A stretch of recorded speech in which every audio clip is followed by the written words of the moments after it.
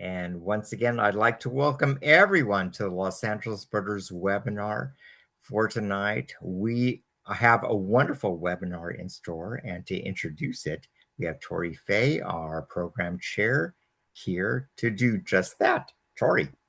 Thank you, Ron. We're delighted to welcome Faye Romero, an evolutionary biologist whose work explores how birds respond to environmental change and how those responses can sometimes be detected surprisingly quickly in the traits we see in the field. Faye grew up in Sugar Land, Texas, where an early curiosity about nature and science led her to study evolution and biodiversity. A Filipino-American scientist, she has also been active in sharing her experiences in STEM and encouraging broader participation in the scientific community. She first became involved in avian research as an undergraduate studying molecular and cellular biology at the University of California, Berkeley, where she worked with the renowned Museum of Vertebrate Zoology. There, she helped to investigate one of the most fascinating recent examples of evolution happening in real time: how the widespread use of backyard hummingbird feeders, like many of us have in our yards, has reshaped the distribution and bill morphology of Anna's hummingbirds over the past century. That work, combined with hundreds of historical museum specimens with modern eBird data and historical newspaper advertisements, revealed how much human changes to the environment can ripple through ecosystems and leave measurable evolutionary signatures in birds. Today, Faye is a PhD candidate and NSF graduate research fellow at the University of Rochester, where she studies evolutionary and conservation genomics in birds, using genetic tools to understand how populations change, adapt, and sometimes struggle in a rapidly changing world. In tonight's talk, she'll guide us through the remarkable story of recent Anna's hummingbird evolution, showing how these tiny birds reveal the powerful connections between human activity, environmental change, and evolutionary adaptation. Please join me in welcoming Faye Romero. And Faye, I'm going to go ahead and stop sharing my screen, and you can go ahead and start sharing yours. Thank you for that introduction, Tori. That was very kind. And I will go ahead and share. Just give me 1 second. Okay. And then, all right.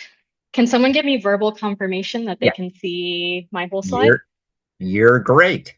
Perfect. Okay, I'm just gonna go for it. So thank you so much to the LA Birders Club for inviting me to talk to y'all today about how humans have shaped the Anna's hummingbird. So Tori gave a really kind introduction about me just now, but I will give a little one for y'all just here. So I did grow up in Sugar Land, Texas, which sounds like a really small town, but it's actually a pretty sizable suburb of Houston.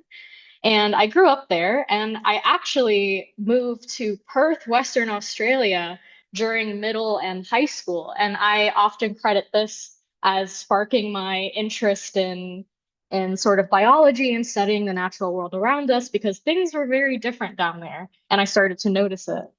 Um, and so I lived in Australia for about 4 years, and then I moved back to the US and I attended UC Berkeley for undergrad, where I primarily worked with the Museum of Vertebrate Zoology. So I um, basically got to play around in the ornithology collection and ask different questions about how avian traits across time and space vary, particularly in California, because that's the focus of that particular museum. And that's where I really started to get my foot wet in terms of being interested in birds specifically. And then now I am a biology PhD candidate at the University of Rochester, New York. I'm currently in my 5th year. Um, and I've done kind of a pivot. Instead of studying specifically morphology and sort of museum specimens in the hand, I do a bunch more computational and genomic work now. And I'm asking questions about the conservation and evolutionary genomics of the federally threatened Florida scrub jay, which is one of the few truly endemic species to North America. And so I'm very fortunate to be able to go down occasionally to Central Florida and hang out with these birds in the field. That's me holding, or I have a peanut in my hand, and that's a Florida scrub jay perched on my wrist. And so I've been very fortunate to, live in a couple of these different places, both around the US and around the globe. And that has really inspired me to continue researching and studying evolution and the biodiversity around us. So on to my talk today. So I will be sharing with y'all how humans have shaped the Anna's hummingbird. And this is primarily work that I did during my undergraduate degree and published last year in an academic journal. So it did take quite a while for us to go from the beginning of the study to actually publishing it and getting it out in the world. And we were very fortunate to get quite a lot of like press attention when the story came out. I did an interview with NPR. That was sort of a bucket list item for me. But I'm super excited to share the story with y'all today. And just before I dive in, I want to highlight that this was very much an interdisciplinary effort. I was not, the sole player here. These are the four key players, Nicholas, Simon, Eliza, and Alejo, who really pushed this manuscript forward and all have expertise and in these very diverse areas. And you'll see how interdisciplinary this work actually is. And again, I want to highlight the Museum of Vertebrate Zoology and also all the other co-authors on this paper that helped make the research possible. Okay, so this is a panel of maps of the world just showing the percent change in urban land cover from 1870 all the way forecasted to 2100. So as you can see, like basically as you move forward in time, the world is becoming more urban. So the hotter the color, the more urban that area is going to become. And we know that wildlife continue to face really complex consequences from this continued rapid urban expansion. So some negative consequences that you might be familiar with include habitat loss and fragmentation, pollution, human-wildlife conflict, and even behavioral changes brought on by, conflicts with human disturbance. However, I said these are complex consequences because you could maybe see quote unquote positive consequences often happening if you think of positive in the sense of the species itself is, seems to be thriving. So these urban centers can even produce like novel, suitable habitat for these species. It could even provide more resources. And so you often see this in species I'm sure we're all familiar with that tend to be called generalists or urban exploiters. And so again, I'm just highlighting, there are complicated consequences that come from the sort of wildlife-urban interaction. And there are a couple of ways that organisms can respond to urban pressures. So the first way I'm going to talk about is this vocab word called phenotypic plasticity. So this just means that an organism can alter its appearance, behavior, or physical structures in response to environmental conditions. So I'm just going to give an example here. So for example, the bobcat. So this plot here is just showing that across dusk, evening, and night, bobcats are more or less likely to be seen in highly developed areas versus wilderness areas. And basically this bigger black bar in the night category is telling us that in LA, this is actually a study done in LA, bobcats will preferentially forage in these highly developed areas at night to better avoid human activity. And then they'll hang out in their, sort of preferred natural habitat during the day. And so this is an example of phenotypic plasticity. There's also another option of organisms responding to urban pressures, and that could be evolution. And I'm going to define evolution here today. There are many definitions of evolution, I think, but I'm going to define it as a genetic change to a trait, specifically inherited over successive generations. And so one pretty famous example is that multiple Atlantic killifish populations along the East Coast have evolved tolerance to these ultra toxic pollutants. And this little inset here, it's like not super important what it is, but it's just a map, of a gene. And I highlight it because there have been successive studies showing that there are genes passed down like across different generations of killifish that help the fish. Sorry, let me reword that. That confer tolerance to these toxic pollutants. And so basically, if you're sort of familiar with the idea of natural selection, the fish that have this gene survive better and therefore have more offspring that are passed that gene along. So that is evolution in this sense. And so that's another way where how organisms can respond to urban pressures. Okay. But I would argue very much so that an open question is we don't actually know how common these kinds of responses are and the relative proportions of, phenotypic plasticity versus evolution. And we also don't really know over what time spans they occur as well. And I would argue that it's honestly absolutely critical that we characterize how organisms respond to urbanization so that we can better predict how they might continue to respond as urbanization continues to intensify. And the ultimate question, the ultimate goal is asking, can organisms keep up with the pace of rapid human-induced environmental change? And so we need, as many examples from the wild as we can get to be able to even understand and be able to tackle this question. And so because, I'm talking to birders, I wanted to narrow in on a couple of examples of birds and urbanization. And there are some really, really fascinating and cool recent studies coming out. So for example, it's been shown that especially in Northern California, certain populations of white-crowned sparrows have actually altered their song to better be heard over traffic noise. So it's something like white-crowned sparrows in San Francisco, like the San Francisco proper, sing at a higher pitch that can be better heard over traffic noise, which is very cool.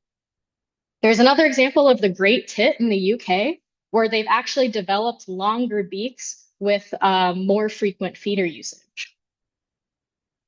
And finally, the great-tailed grackle has been known to its range has dramatically expanded from its historic range in association with urbanization, and especially in contrast to its very similar sister, the boat-tailed grackle. So there are many more examples, but I just wanted to highlight that because birds are so well studied, there's becoming more and more examples of how birds and urbanization are interacting. But I would argue that there is sort of a quintessential bird to ask really interesting questions about, human wildlife interaction with, and that is the Anna's hummingbird. So I would assume that most folks in the audience are really familiar with this little bird. So the Anna's hummingbird is sort of this medium stocky hummingbird that can be found all over California and all over the West Coast. And so males have this really brilliant sort of pink purple throat, gorget. And so I've just thrown up a couple photos here from the eBird photo library. And the other thing, I hope people can hear me over this. I'll let it play for a bit. But the other thing that you may be familiar with is that Anna's hummingbirds are very frequent visitors to feeders. And so when I lived in California, I had a hummingbird feeder and I very much enjoyed watching these guys all day long, hang out at the feeder, listen to their little chips. They are a very, very common sight at feeders. And I do want to note, though, I'll pause this so that y'all can hear me, that although, sorry, I don't know. Did you hear anything I said? Can someone Yes. tell me? Okay, Yeah, cool. we can hear you easily. Okay. Okay, perfect. I wasn't sure. But I'll let it keep playing. You know what? I'll do this. Let's do that. I'll let it keep playing. So I just mentioned that they're very frequent visitors at feeders. But also it has been shown that they will still preferentially visit flowers when flowers are abundant. And so this is like a fact, I guess, that has been recapitulated in several scientific studies, where if there's lots of flowers that they like and a feeder, they will very much preferentially feed at the flowers. So I just wanted to highlight that out there, that they do still have very much a varied diet. Okay. And so I mentioned that the Anna's hummingbird can be found all over the west coast of the US and Canada. And so in purple is the year-round range, and in blue is the non-breeding range. And actually, the historic range of the Anna's hummingbird was only in Baja California and like very southern California. And so before 1860, it was thought that they only occurred here. And then as soon as the 1930s, they were seen all the way north in Sacramento and even higher. And then as soon as the 1970s, they were seen as far north as Alaska. So this is a really, really dramatic range expansion northward over the past century. And so there were a couple hypotheses as to why that was happening. So the first thought was that that initial increase in population size in the 1930s was thought to be due to eucalyptus introduction. And so it was noted that the Anna's hummingbirds really like to feed from the eucalyptus flowers. And so that was a hypothesis that maybe that helped facilitate their spread northward towards Sacramento. But that dramatic one, like all the way up to Alaska, only in the past few decades, is thought to maybe perhaps be due to housing developments and supplemental feeding driving the Anna's hummingbird north. And so these were sort of thoughts floating around in the literature, but no one had ever actually tested this scientifically as to if any of these potential drivers actually facilitated that northward range expansion in the Anna's hummingbird. And I will be abbreviating Anna's hummingbird to its banding code, which is just ANHU for the rest of the talk. Okay, so like I just mentioned, this is like sort of hypothesis one of the work that I'm presenting today. So we hypothesize that three factors are associated with past increases in Anna's hummingbird population size. So we think the presence of nectar feeders, the presence of eucalyptus, and human population density should all be associated with these like dramatic increases in Anna's hummingbird, both population size and their presence in more northern locations. And so I'm going to present the work that we did. And I'll just mention that our focal years are 1860 to 2020. And I did mention that they had this dramatic northward expansion all the way up to Alaska. But at least for this study, we actually only looked to the very tip of California because that was the data that we had access to. So I still will show you like patterns and things that we saw, but I wanted to give that caveat that we were just thinking about California right now. Okay, so how do we answer this question? How do we ask if these potential drivers had anything to do with Anna's hummingbird population size? Well, first, we have to collect some data. So for Anna's hummingbird population size, we actually turn to Christmas bird count data from the years, I believe I want to say, actually, yeah, about 1930 to 2020, because the first Christmas bird count, I think, was in the 1930s. And then we backcasted from there using various mathematical models. But we used the vast majority of our counts for Christmas bird count data. We got human population density from the US Census. And the slight unique twist to this work is that we really wanted feeder and eucalyptus abundance from 1860 to 2020, but we couldn't find any existing sort of data that was, showing these statistics over time. And our colleague, Eliza Grames, has this really amazing technique of newspaper and magazine article text mining. So basically what she did was she went to, it's literally called newspapers.com, where you can like look at like historic newspaper archives from, way older than 1860. And you can basically sort of string search through them and get a proxy for how common these elements were based on how many mentions you can count like per page. So this is just an example here of some of the different strings that we use to search. So there was a little bit of a fun history dive because hummingbird artificial feeders weren't always called, artificial nectar feeders like what we call them today. So we had to search for stuff like humming space bird and hummybird and hummingbird station. And then the same with eucalyptus, we had to consider strings of text like blue gum tree, planted eucalyptus, eucalyptus timber. So it was a really fascinating insight into just, it was a fun history dive. As a scientist, it was very fun to look at it. And I just wanted to give a sample actually of some of the really cool stuff that we found. So I got this from the public domain. This is one of the first like magazine articles that we could find mention of humans feeding hummingbirds. So this is the National Geographic from 1928.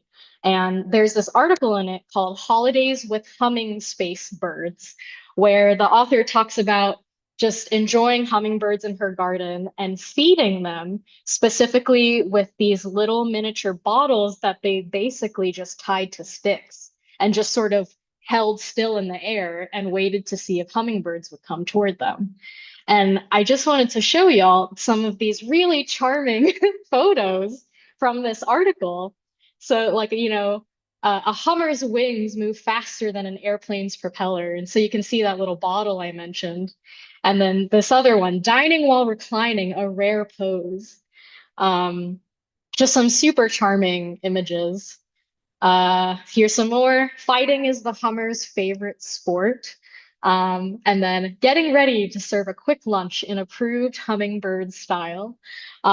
So I just wanted to give y'all a taste of some of the magazine articles we were text mining, but also just to show again that humans and hummingbirds in general have had a close relationship for more than 100 years. Like we've always been very charmed by these birds and we've always wanted to feed them, it seems. It seems there's some sort of human instinct in us to want to feed them. I mean, I'm not surprised. They're gorgeous, but I just wanted to give you all a taste for that.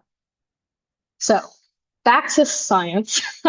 So again, what we're asking is, do things like feeder abundance, eucalyptus abundance, human population density, does that affect Anna's hummingbird abundance?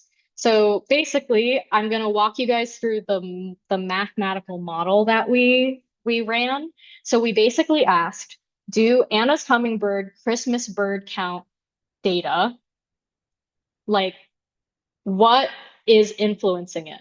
That's basically what the little squiggly line means. We're asking, how does feeder abundance affect Anna's counts? How does eucalyptus abundance affect it? How does human population density affect it, et cetera? And so based, the way that we build this model, we can ask like the relative strengths of each of these factors in influencing Anna's hummingbird counts.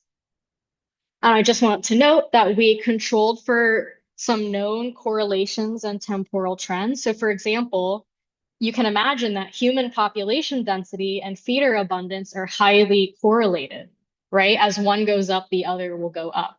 And so we made sure to account for relationships like that. And another thing we accounted for is, for example, Christmas bird count survey effort. So for example, some locations had fewer party members than others. And so we had that data available. And so we made sure to include all of these things in the model so that we could get, the best possible result. Okay, and so on to some results. So what affects Anna's hummingbird abundance? So what I'm showing here is a map of California, and each little pixel is a Christmas bird count survey location. And the color of the point corresponds to the change in Anna's hummingbird counts in relation to the change in the associated factor. So we're basically asking, how much is the change in Anna's hummingbird counts in this particular location due to the change in human population size over those 150 years that I mentioned? And so basically, the hotter the color, the more that human population density is responsible for the change in Anna's hummingbird counts at that pixel. I hope that makes sense. So what we're seeing here, and this kind of makes sense, is that, we have the Bay Area population center here, and we have LA down here. And you can sort of see that, these are the hotter regions, that Anna's hummingbird numbers and human population size change are like tightly linked in these areas. So another way to summarize that is that there's a strong positive effect of human population density on Anna's hummingbird counts because we're looking at like 60% here. I would say that's pretty high. But when we look at feeders, it's like an entirely different story. So basically, we're seeing, and I would say the percentages can be a little bit confusing, but it's because of the way we scaled the data. So I would just pay attention to like the warmth of the color rather than like the pure hard number of these scales. But what we're seeing here is that feeders had a really, really strong positive effect of positive influence on Anna's hummingbird counts, particularly in Northern California. So like basically like there's such a really strong signal of the abundance of feeders influencing the abundance of Anna's hummingbirds up here in Northern California. And finally, we can look at the same thing for eucalyptus, and it was very weak. We can take this all in relativity to each other. And we really didn't see a signal of eucalyptus abundance influencing Anna's hummingbird counts. Okay, so if I summarize all those things, I apologize if it was a little confusing. The numbers are a little strange because of the scaling. But our hypothesis was that these three factors were associated with past increases in Anna's hummingbird population size. And we found that the presence of nectar feeders, yes, very strongly was associated with Anna's hummingbird population size. Technically, eucalyptus was, but it was very weak in relativity to the other factors. And then we found that human population density was also strongly associated with hummingbird population size. And so that was sort of reassuring because there's been a lot of past literature and people in the past supposing that these three factors are associated with the Anna's hummingbird spread northward. So we felt like, you know, happy that we were recapitulating other people's thoughts and results from the past. But we wanted to do something new.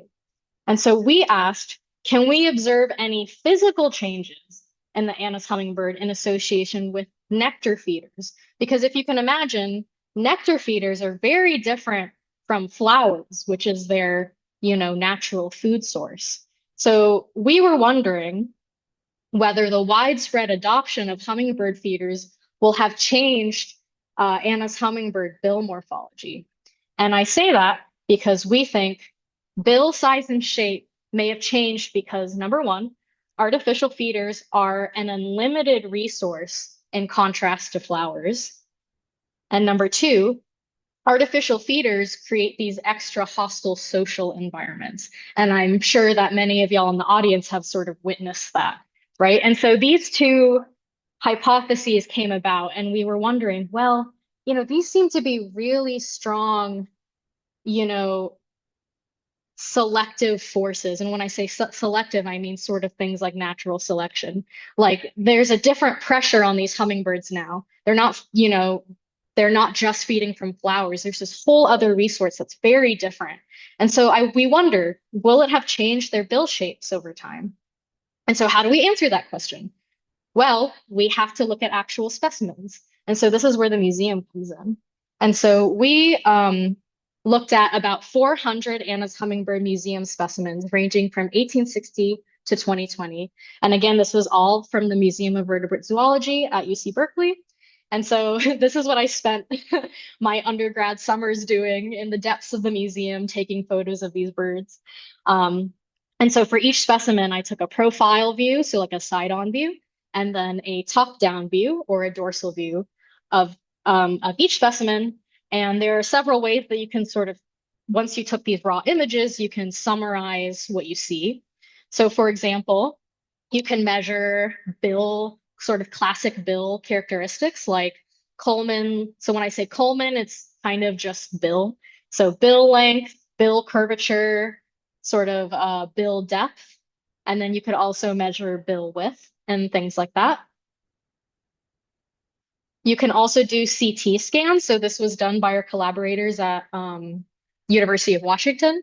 And you can do CT scans to get like super accurate measures of bill surface area, which is really fun. I really enjoyed looking at these.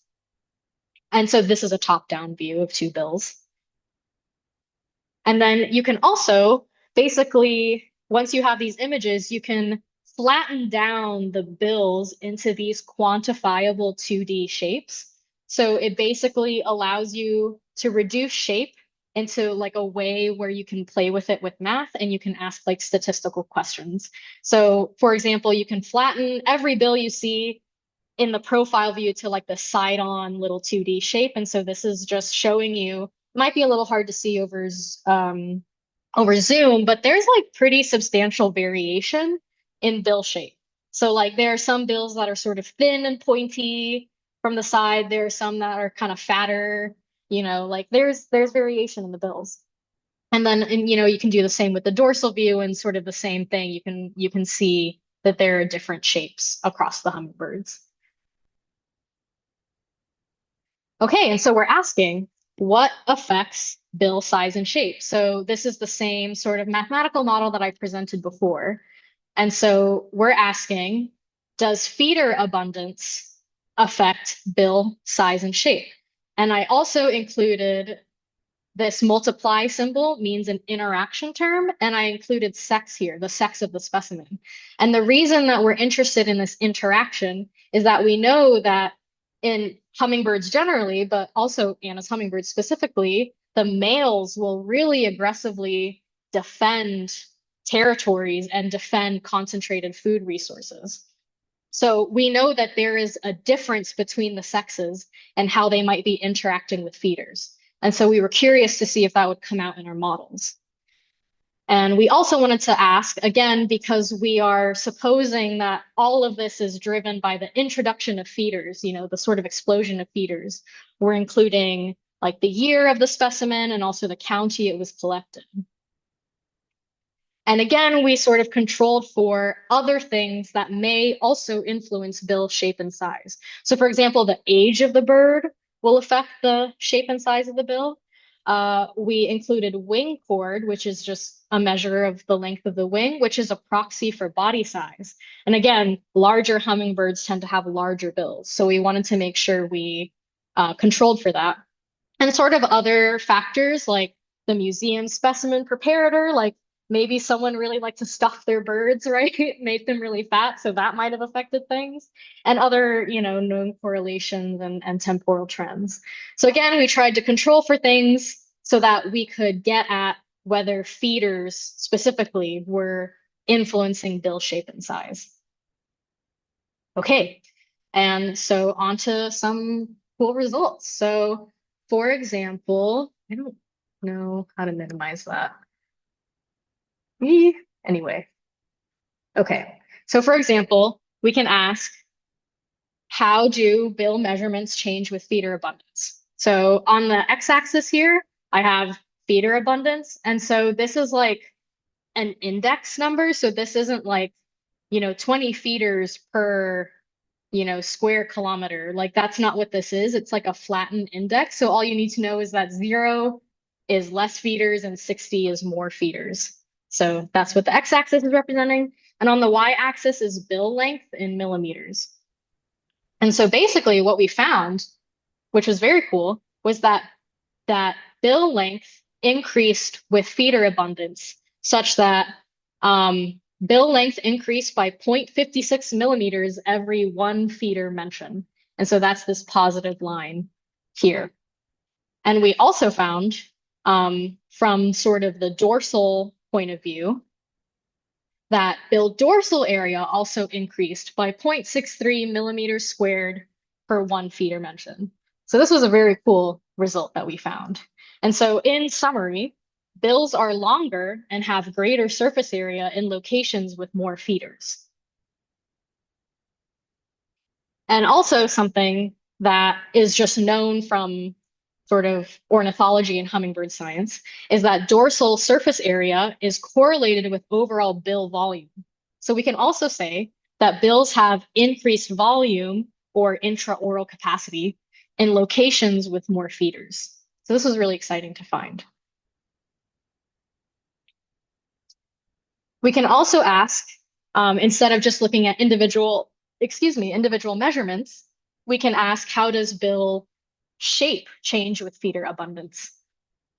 Okay, and so I'll orient you on this plot. There's kind of a lot going on, but basically, this is just sort of a plot of all the different shapes, profile shapes of bills. So each one is an individual hummingbird bill, and they're ordered by thinner on the left to thicker on the right, and more tapered on top and less tapered on bottom. So that's how these bills are ordered in this plot.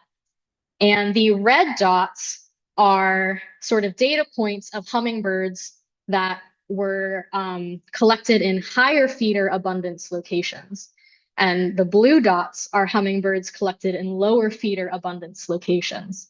And so the take-home message of this plot is that the red dots, the higher feeder abundance locations, are sort of clustered more in this upper left quadrant, while the blue dots are clustered in the sort of lower left. You can see this kind of slight diagonal clustering going on.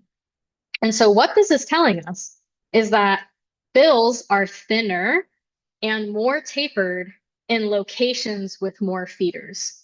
So that was the sort of shape relationship that we found.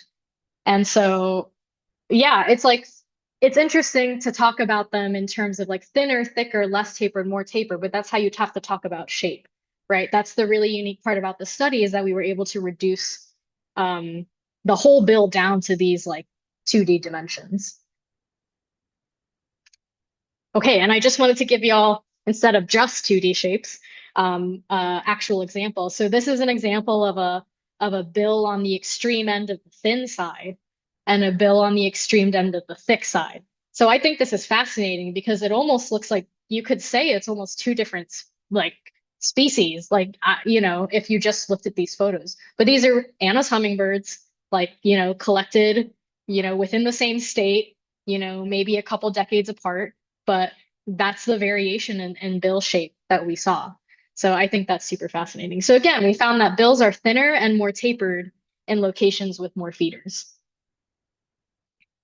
And I want to talk about that a little bit, what we found. So I want to remind y'all of that first hypothesis that we had, that bill size and shape will have changed because artificial feeders are this sort of new unlimited resource in contrast to flowers. And so I'm going to dive a little bit into biomechanics. This is definitely not my wheelhouse, and it was done by our collaborator Alejo at the University of Washington. And basically, he is the expert in hummingbird like biomechanics and feeding mechanics. And so his research program is like taking these really cool, like, you know, ultra slow motion videos of hummingbirds feeding and developing mathematical models to figure out basically how do they get nectar from the source, you know, to their throat. Like how do they do it? And so there's like really fascinating physics and math going on here. And so, you know, we wanted to ask from like a biological and biophysical point of view what our results could mean. So if I could remind y'all, we found bills are longer and have increased volume in locations with more feeders. So biophysically, we hypothesize that this literally confers the ability to slurp nectar faster because you're literally closer to the source of the nectar if you have a longer bill. So longer bills will give you the ability to slurp nectar faster, and an increased volume in your bill will give you the ability to just hold more nectar in the bill overall. So that's what we think is going on with the longer and increased volume result that we found. We also found that bills are thinner and more tapered in locations with more feeders. And this is a little more complicated, but basically has something to do with the ability to move nectar towards the throat more efficiently and also reach deeper into artificial feeder holes. Because instead of sort of a flower that you can imagine that is a little flexible, feeder holes are these stiff artificial holes. And so you can imagine it might be advantageous to be a bit thinner to be able to reach into that. And the tapering has like changes the sort of mechanics and the internal anatomy of like the tongue. And so it confers the ability to move nectar towards the throat more efficiently. And so that's what we think is going on. This video is so cool. I would leave it up forever, but yeah, if you're interested, the paper is in the bottom right corner if you'd like to take a look at those videos later.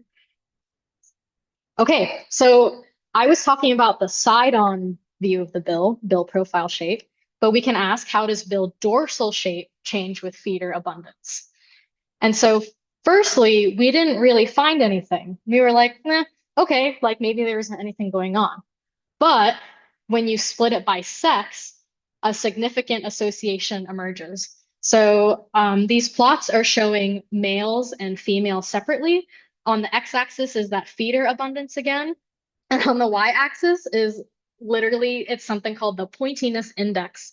And so in the bottom, we have less pointy, and on the top, we have more pointy. And we see contrasting patterns between males and females, where males are getting more pointy with more feeders, and females are perhaps getting less pointy, although this one wasn't as significant of a relationship. The male relationship was much more strong. And so this was exciting to us because I'm going to move that.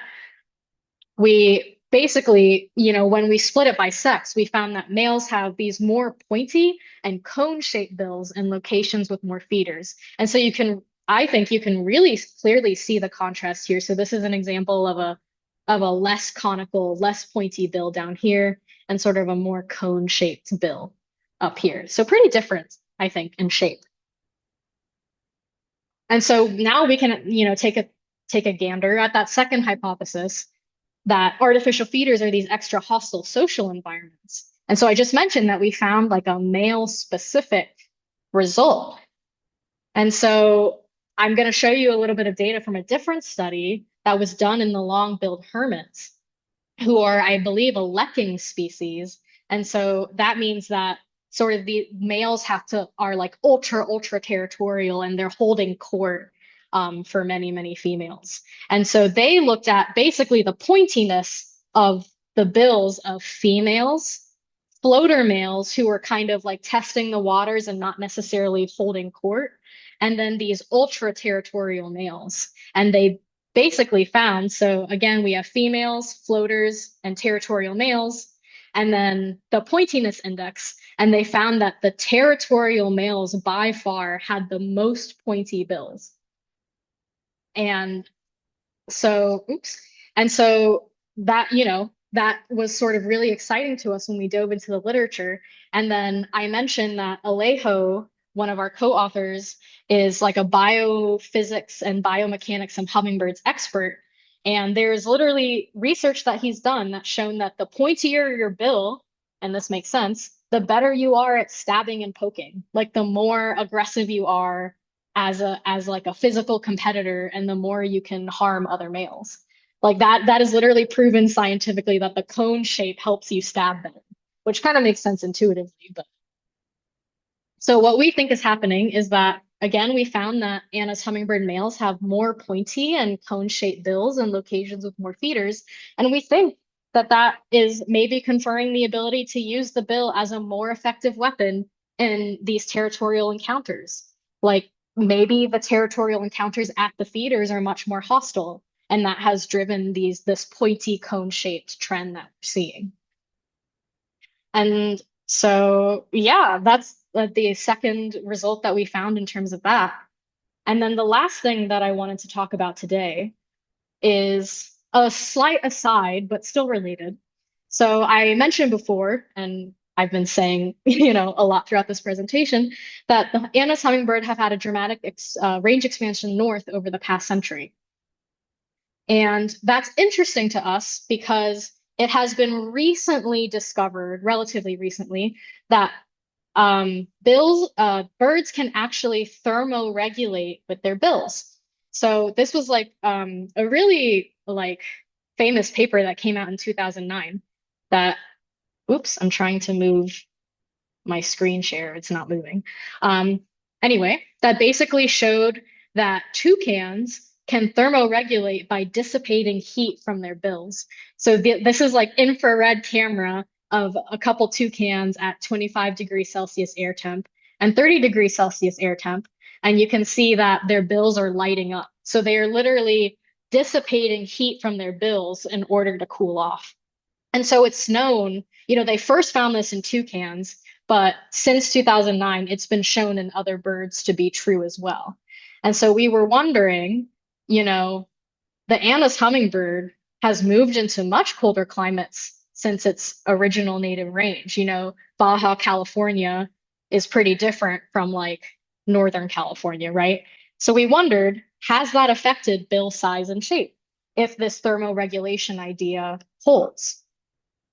And so that's a good segue. So first we had to ask, do Anna's hummingbird bills dissipate heat? Because no one had really proven in the literature that hummingbird bills or Anna's hummingbird bills have dissipate heat.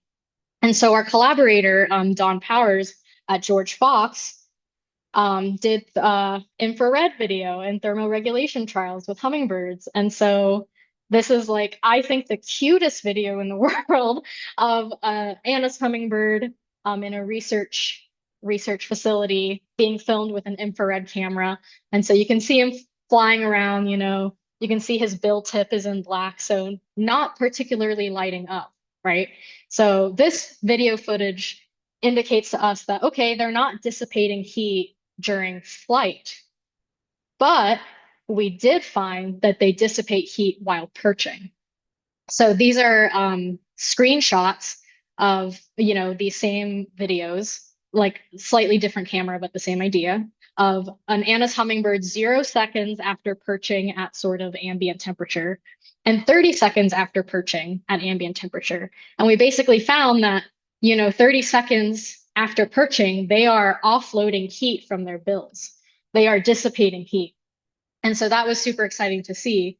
And so, I think this gave us, the go ahead to say, okay, well, the bill is a thermoregulatory organ in these birds. So maybe it's changing size and shape when Anna's hummingbirds are moving into cooler climates.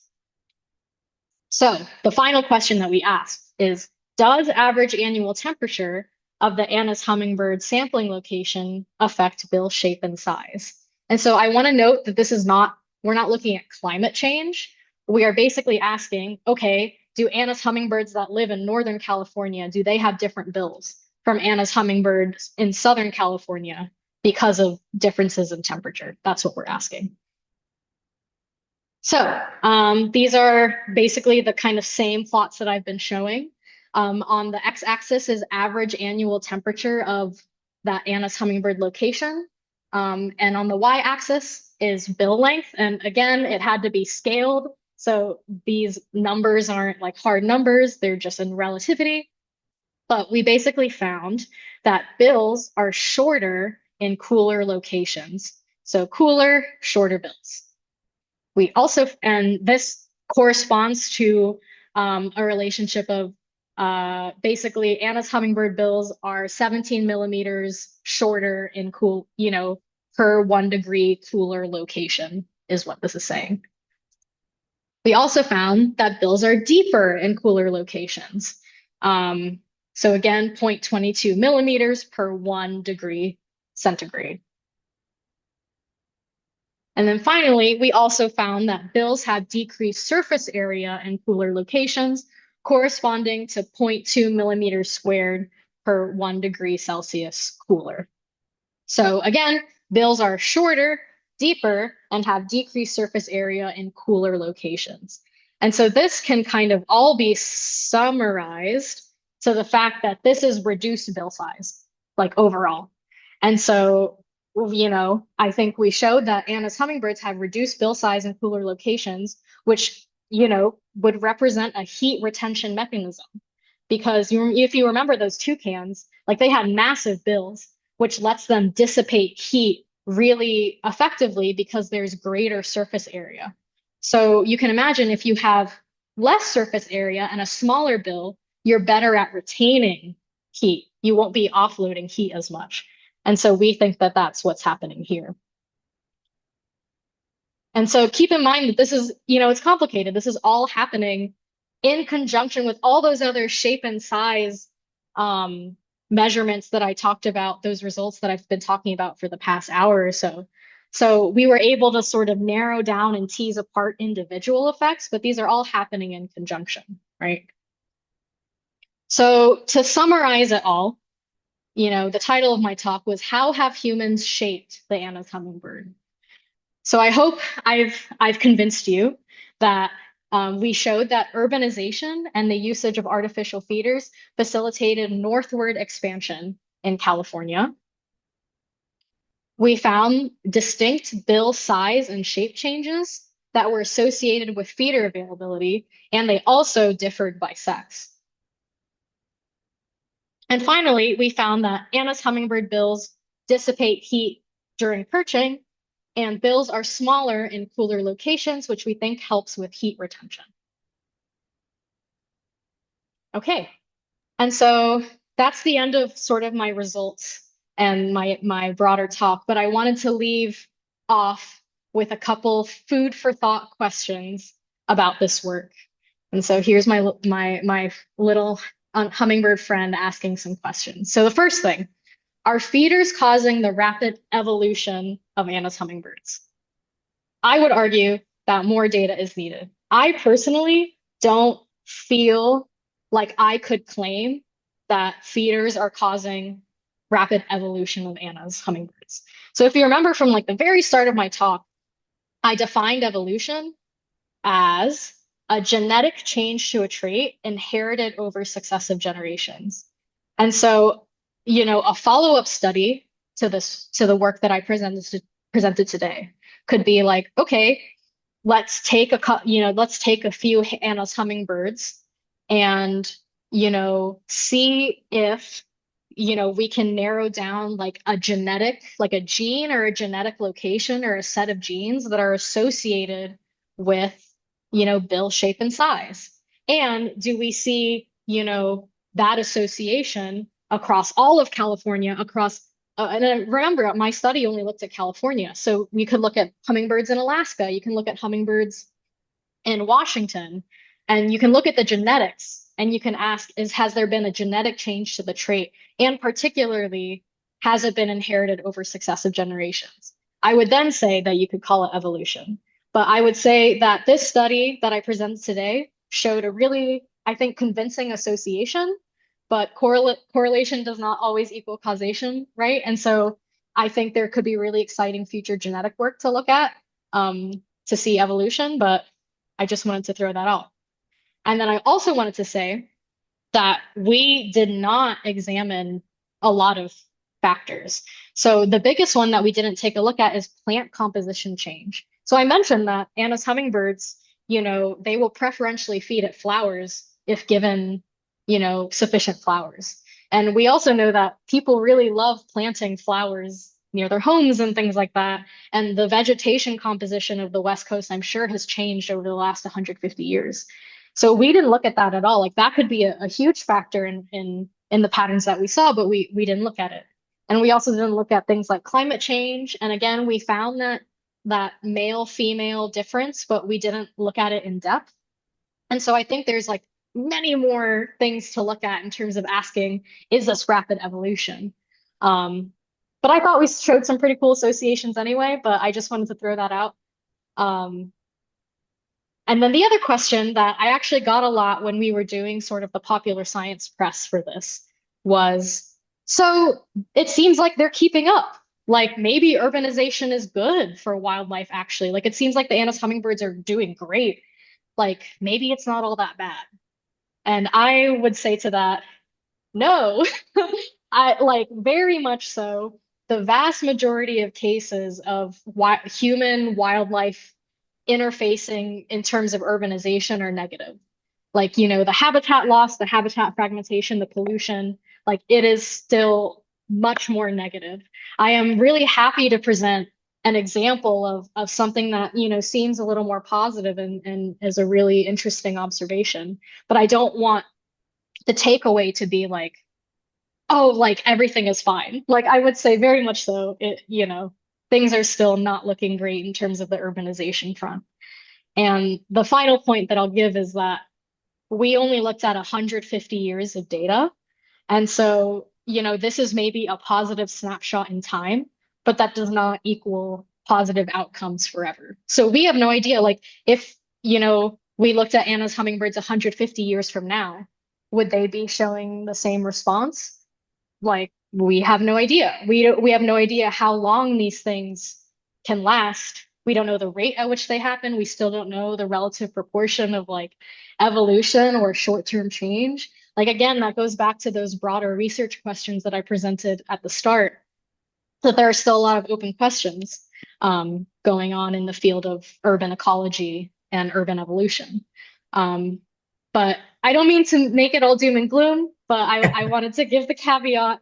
But I do want to end on a positive note, and I'm so happy to be presenting to the LA Birders Club because if you noticed, I use Christmas bird count data in my work.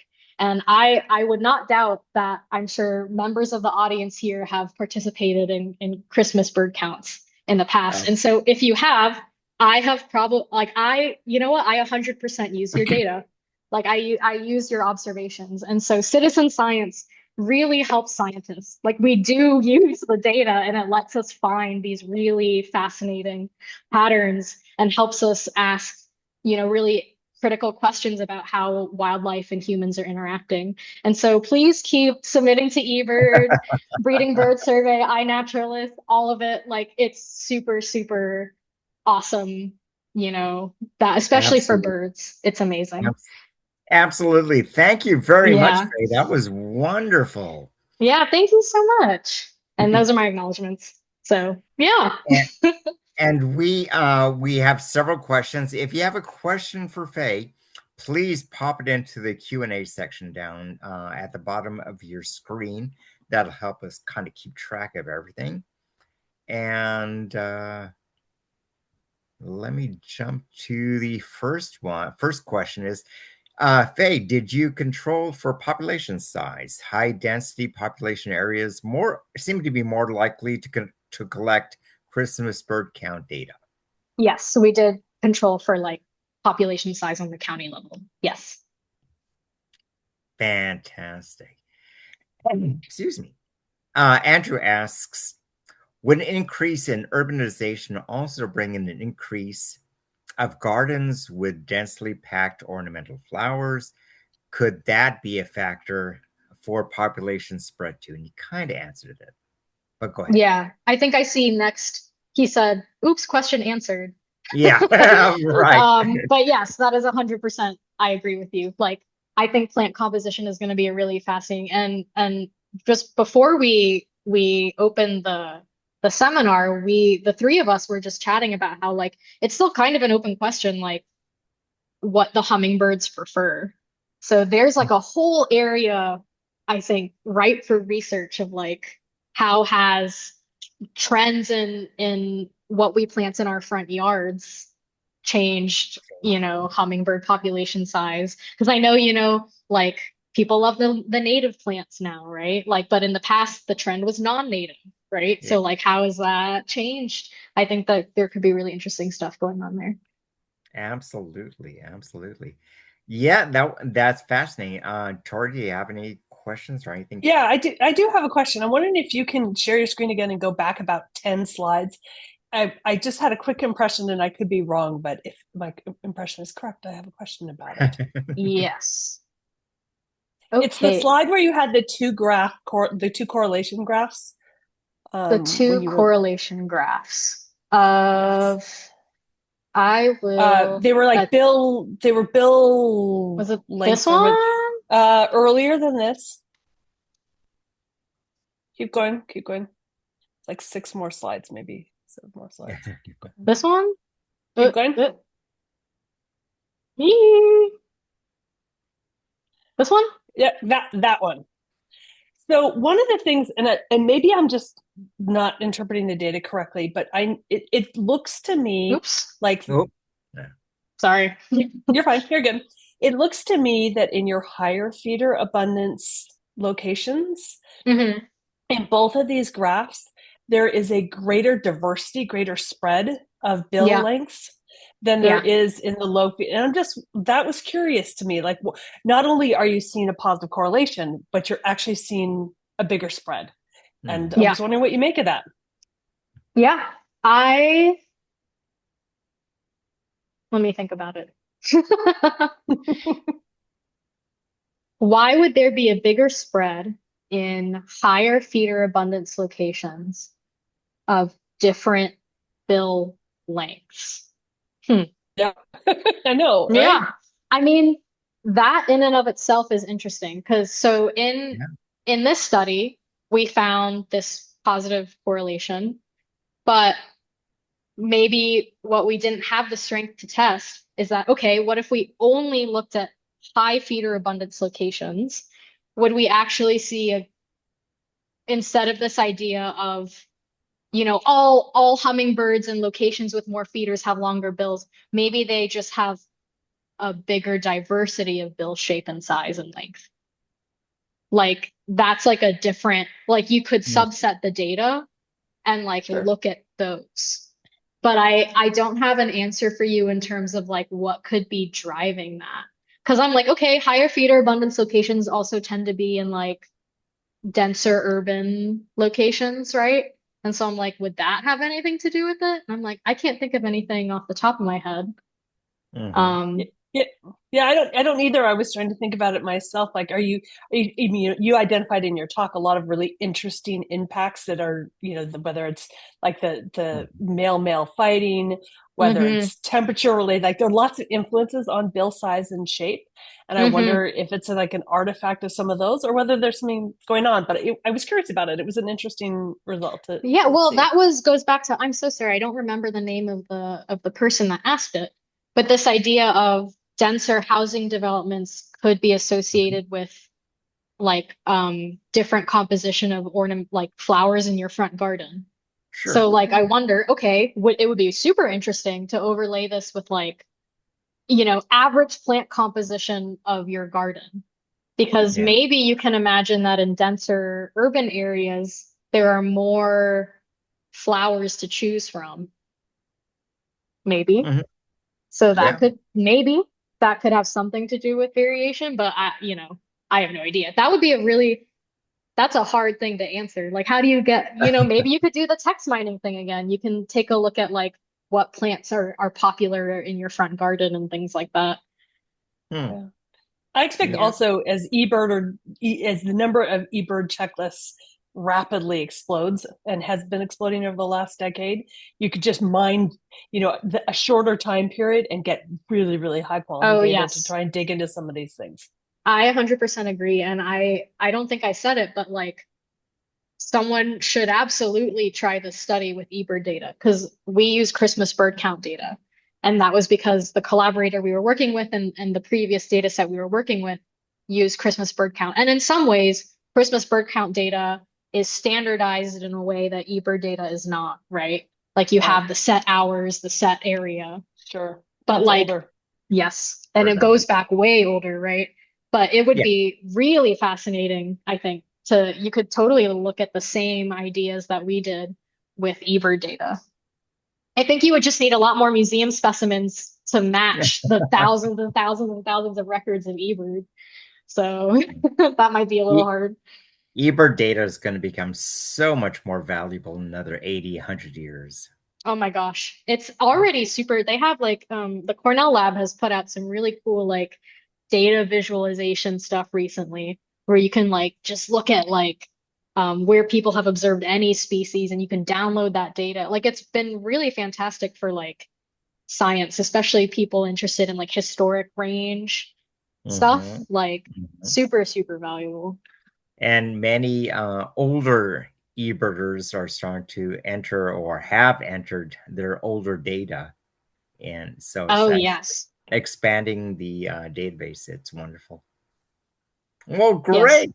Well, Faye, thank you very much. It was wonderful. And thank you for staying up so late. Faye is My on the excuse was daylight savings. I was like, okay, it's technically 10 p.m.